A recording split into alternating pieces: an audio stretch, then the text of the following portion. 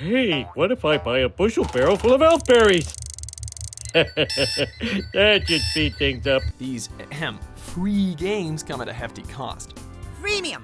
The meum is Latin for not really. Welcome to WatchMojo.com, and today we'll be counting down our picks for the top 10 worst pay-to-win games.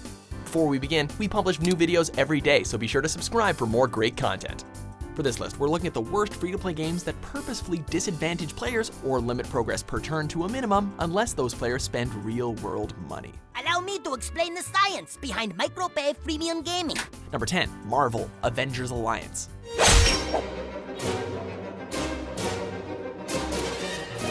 In this ambitious turn-based RPG, players are given the opportunity to play as their favorite Marvel superhero.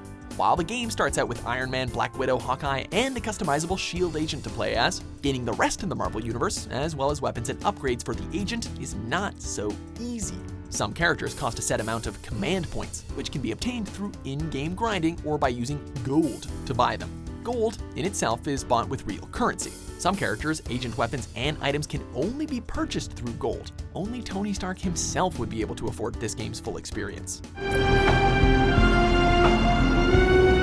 Number 9, Clash of Clans. This addictive RTS is the hit of the mobile gaming scene, amassing over $1 million a day at its peak. While that's big, developer Supercell didn't make all that money by having players download the game for free, now did they? To speed their progress along, Clash players can buy gems to level up their troops and build at a faster rate.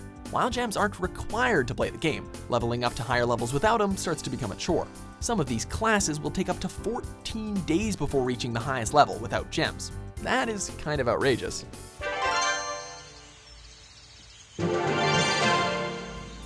Number 8, APB Reloaded.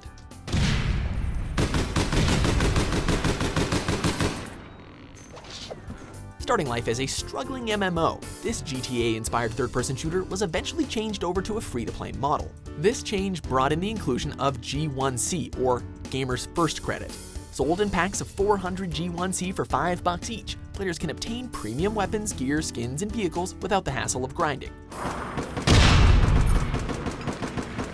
While items purchased with G1C aren't game-breaking, players who choose to not pay may be at a disadvantage.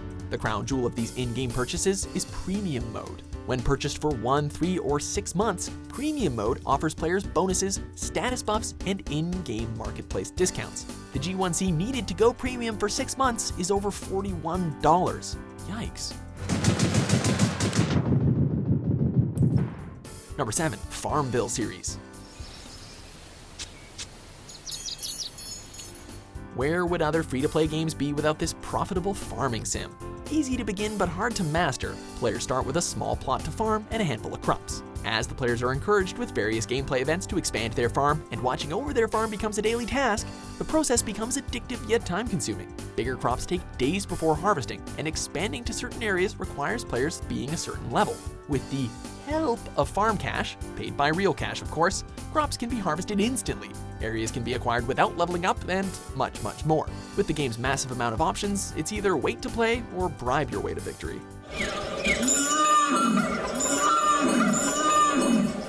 Number 6, FIFA series Ultimate Team.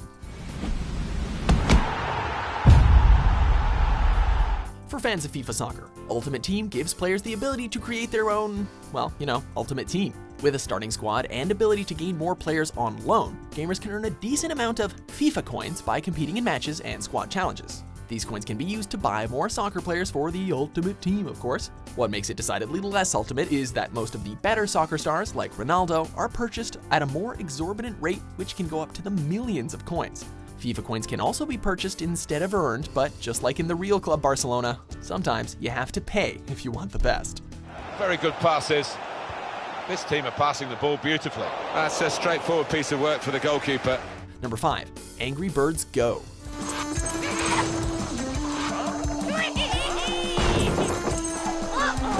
Not content with having bad piggies inside this colorful kart racer, Robio must have had a couple of them help develop the game too. While the gameplay is fun, the characters are unique, and the powers are awesome, there are only 5 tracks available at the start of the game. There are also tedious wait times for lackluster upgrades, which can be bypassed by the game's premium currency, gems. To top it off, some of the premium carts can only be purchased with gems, the most expensive of which runs at 1,500. Unless players spend time gaining these gems in races, 1,500 gems will cost $50 to obtain. More like Angry Birds no. Number 4. The Simpsons Tapped Out.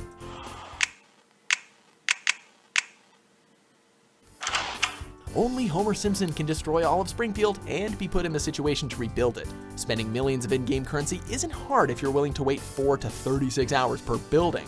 These delays can be quickly resolved with some tasty donuts. Premium buildings, characters, and items can also be bought with these delicious confectionery rings. Of course, donuts force players to cough up their real dough. Even more damning, the city building sim is fully aware of its premium nature and takes the time to poke fun at itself about it. That's cute, but being self-aware doesn't make it okay, guys. I spent $1,000? Oh well, I'll just tell them that my kid did that. Number 3. Candy Crush Saga. Sweet. With gameplay as sweet and addictive as actual candy, this puzzle game has become a massive hit.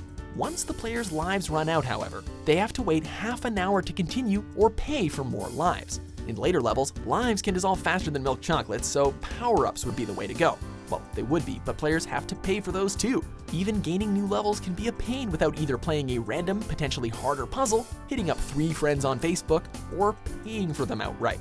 This is one batch of candy that can leave a sour taste.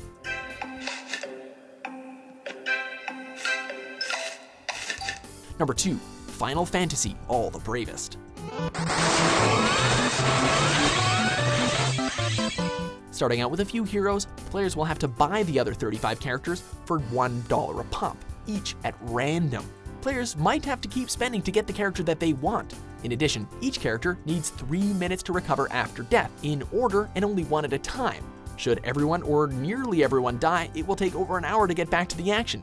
Using a golden hourglass will revive everyone instantly, but those are 99 cents each as well, once the 3 free hourglasses given to the player have been used. Worst of all, this game was launched at $4, a shameless cash grab. All the Bravest is a black eye to the entire series.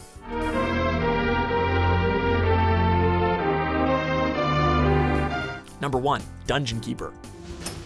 It's time for everyone's favorite activity. We can't finish talking about shameless embarrassments to beloved gaming series without our number 1 pick. Based loosely on the 1997 strategy favorite of the same name, a major feature of Dungeon Keeper is digging out tiles to expand your dungeon. Players can expect to wait 4 to 24 hours to take out a single tile unless they use gems paid for by real currency to remove them. These microtransactions caused the game to receive scathing reviews, including one that called it unplayable, and the British Advertising Standards Authority ruled that EA even misled consumers by calling it free. When Peter Molyneux, creator of the first Dungeon Keeper, calls it FarmVille for even bigger suckers, you know that EA screwed up. The hand of evil strikes again. Do you agree with our picks? Check out these other great clips from WatchMojo and subscribe for new videos every day.